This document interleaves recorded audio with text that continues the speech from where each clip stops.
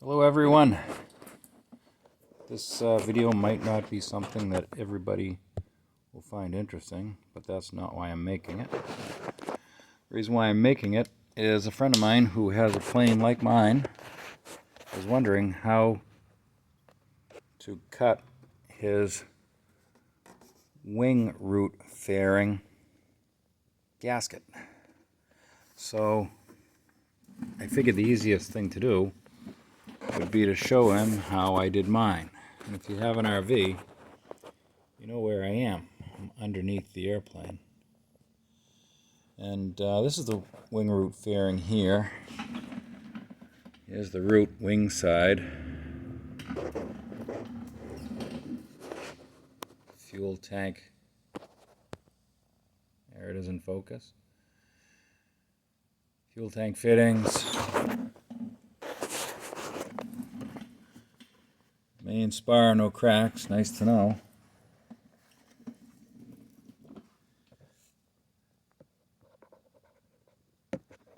Forward attach points. Anyhow, the wing root fairing goes along this surface, and when you push the fairing up into position,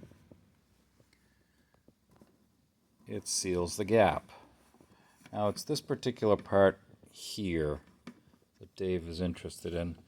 Now, I can't take credit for this. My buddy Billy did this, and he cut a little bit off of the gasket so that when you put it on and then screw it into position, it pinches right there and keeps it from flapping out into the wind and doing one of these deals underneath the airplane. So it's a pretty cool trick. You might want to do it onto your RV and see how it works for you. So anyhow, that's the trick. Hope